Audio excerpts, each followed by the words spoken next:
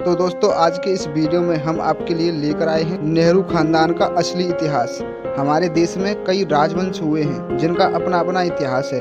उनके बारे में इतिहास में पढ़ने को भी मिल जाता है, लेकिन हमारे देश में एक ऐसा खानदान भी हुआ है जिसके खानदान को समझना कभी भी आसान नहीं रहा। जिसे देखने पर लगता है कि ये खानदान ना जाने कितना बड़ा धर्मनिरपेक्ष है, पर ये लोग सत्ता के इतने भूखे हैं जिसके लिए ये गिरगिट की तरह अपना रंग बदलते रहते हैं। जी हाँ दोस्तों, हम बात कर रहे हैं नेहरू खानदान की, जिन्होंने सालों तक जनता को बेवकूफ बनाकर रखा। चलिए आपको बताते हैं नेहरू खानदान की असली कहानी, जिसे शायद आप अब तक नहीं जानते होंगे। क्या आप जानते हैं कि नेहरू खानदान गयासुद्दीन गाजी की तरफ से निकला हुआ खानदान है? जी हाँ दोस्तों, गंगाधर असल में एक सुन्नी मुसलमान थे और उनका असली नाम था गयासुद्दीन गाजी। अब आप सोच रहे होंगे ये गंगाधर कौन है? तो दोस्तों हम बात कर रहे हैं नेहरू खानदान के जन्मदाता की, जिनका नाम था गंगाधर नेहरू। लेकिन क्या ये उनका असली नाम था? तो चलिए जानते हैं इस वीडियो में। ऐसी ही जानकारी पाने के लिए इस चैनल फिर विश्वगुरु भारत को जरूर सब्सक्राइब कर लें। नेहरू खानदान की शुरुआत होती है गंगाधर नेहरू यानी मोतीलाल नेहरू के पिताजी। नेहरू नाम बाद में मोतीलाल जी ने खुद लगाया था। इसका शाब्दिक अर्थ था नहर वाले, नहीं तो उनका असली नाम होना चाहिए था मोतीलाल धर। लेकिन जैसा कि इस खानदान को नाम बदलने की आदत है, उसी के अनुसार इनका नाम बदला गया। रॉबर्ट हार्डी एंड ड्रू की किताब a lamp for India the story of Madame Pandit में उस तथाकथित गंगाधर का एक चित्र छपा है, जिसके अनुसार ये पंडित थे और इनका असली नाम था गयासुद्दीन गाजी। दरअसल नेहरू ने अपनी आत्मकथा में एक जगह लिखा है उनके दादा यानी के मोतीलाल नेहरू के पिताजी गंगाधर थे। ठीक वैसे ही जवाहर की बहन कृष्णा हठी सिंह ने लिखा कि उनके दादाजी मुगल सल्तनत के नगर में कोतवाल थे। इतिहासकारों ने जब खोजा तो पाया कि बहादुर शाह जफर के समय में कोई भी हिंदू इतने महत्वपूर्ण ओहदे पर नहीं था, और खोजबीन कर पता चला कि उस समय दो नायाब कोतवाल ही थे जो हिंदू थे। उनका नाम था भाव सिंह और काशीनाथ, जो लाहौरी गेट दिल्ली में तैनात थे। लेकिन गंगाधर नाम का कोई भी व्यक्ति रिकॉर्ड में नहीं मिला, क्योंकि गंगाधर नाम बाद में अंग्रेजों के डर से बदल लिया गया था।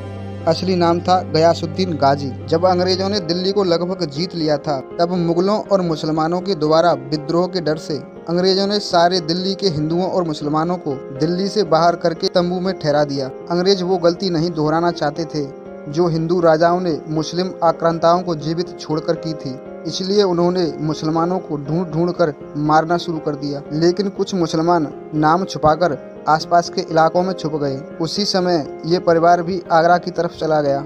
नेहरू ने अपनी आत्मकथा में लिखा कि आगरा जाते समय उनके दादा गंगाधर ने अंग्रेजों की रोक टोक पर जवाब दिया था, लेकिन तब उन्होंने कहा था कि वो मुसलमान नहीं है बल्कि कश्मीरी पंडित हैं।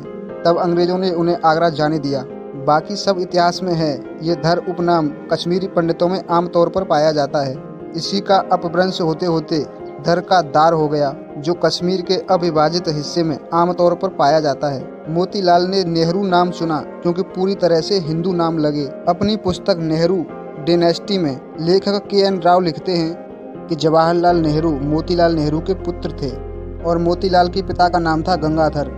और ये तो सब जानते हैं कि जवाहर की एक पुत्री थी इंदिरा प्रियदर्शनी नेहरू, और कमला नेहरू उनकी माता, जिनकी मृत्यु टीबी से स्विट्जरलैंड में हो गई थी। कमला शुरू से ही फिरोज संग इंदिरा के विवाह के खिलाफ थी। आखिर क्यों हमें नहीं पता, लेकिन ये फिरोज गांधी कौन थे?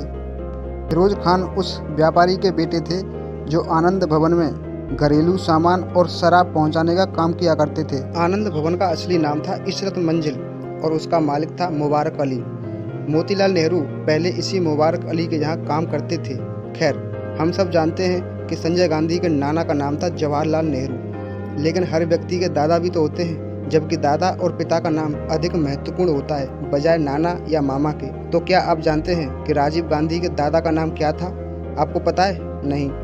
ऐसा इसलिए क्योंकि राजीव गांधी के दादा थे नवाब खान, एक मुस्लिम व्यापारी जो आनंद भवन में सामान सप्लाई करता था, जिसका मूल निवास था जूनागढ़ गुजरात। नवाब खान ने एक पारसी महिला से शादी की और उसे मुस्लिम बनाया। फिरोज खान इसी महिला की संतान थे। उनकी मां का उपनाम था गांधी। गांधी नाम पारसियों में अधिक पाया जाता है। विवाह से पहले फिरोज गांधी गांधी ना होकर फिरोज खान था। कमला नेहरू के विरोध का असली कारण भी यही था। जी हाँ दोस्तों, राजीव गांधी पहले पारसी थे ये मात्र एक छल किया गया है। इंदिरा गांधी अकेलेपन और अवसाद का शिकार थी। रविन्द्रनाथ टैगोर शांति निकेतन में पढ़ाते समय इंदिरा के अनुचित व्यवहार के लिए कॉलेज से बाहर निकाल दिया गया था। अब आप खुद ही सोचिए, एक लड़की जो सिर्फ 15-16 साल की है, जिसके पिता राजनीति में पूरी तरह बिजी हैं और माँ मृत्यु शैया पर पड़ी है, वो थोड़ी सी सहानुभूति मात्र से क्यों ना पिघलेगी और दूसरी तरफ आकर्षित क्यों ना होगी। और इसी बात का फायदा फिरोज खान ने उठाया और इंदिरा को बहला फुसलाकर उसका धर्म परिवर्तन कर लंदन की एक मस्जिद में उससे शादी कर ली। नया नाम रखा मेमुना बेगम। और ये बात जब नेहरू को पता चली तो वो बहुत लाल पीले हुए, लेकिन अब क्या कर सकते थे। और यह खबर जब मोहनदास करमचंद गांधी को पता चली तो उन्होंने नेहरू को बुलाकर समझाया। राजनीतिक छवि की खातिर फिरोज खान को मनाया गया कि वो अपना नाम गांधी रख लें। ये एक आसान काम था कि धर्म बदलने के बजाय सिर्फ नाम बदला जाए। तो फिर फिरोज खान बन गए फिरोज गांधी।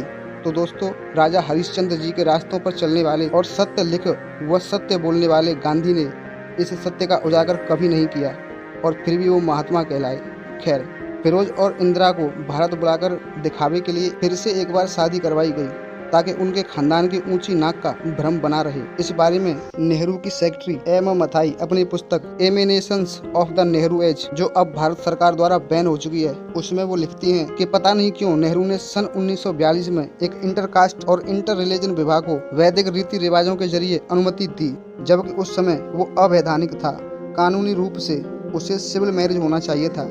ये तो एक तथ्य है कि राजीव गांधी के जन्म के कुछ समय बाद इंदिरा और फिरोज अलग हो गए थे, लेकिन तलाक नहीं हुआ था। फिरोज गांधी अक्सर नेहरू परिवार से पैसे मांगते और परेशान करते नेहरू की राजनीतिक गतिविधियों में हस्तक्षेप भी करने लगे। तंग आकर नेहरू ने फिरोज खान का 3 मूर्ति भवन में आना जाना बंद करवा दिया। मथाई ने यह भी लिखा कि फिरोज खान की मृत्यु से नेहरू और इंदिरा को बड़ी राहत मिली।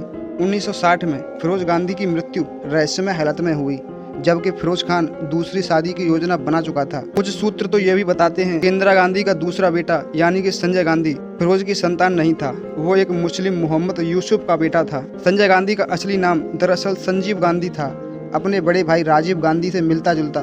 लेकिन संजय नाम की नौबत कुछ इस तरह आई जब उसे लंदन पुलिस ने कार चोरी के आरोप में पकड़ लिया था और पासपोर्ट जब्त कर लिया था। तब ब्रिटेन में तत्कालीन भारतीय उच्चायुक्त कृष्ण मेनन ने तब संजीव गांधी का नया पासपोर्ट संजय गांधी के नाम पर बनवाया। इन्हीं कृष्ण मेमन साहब को भ्रष्टाचार के आरोप में नेहरू और इंदिरा ने बचाया था। तो दोस्तों, ये था नेहरू खानदान का असली इतिहास, लेकिन आधा। अगर वीडियो आपको अच्छी लगे तो इसे लाइक करो और अगला भाग देखने के लिए चैनल को सब्सक्राइब करो। तब तक के लिए जय हिंद, जय भारत, एक कदम अखंड भारत की ओर।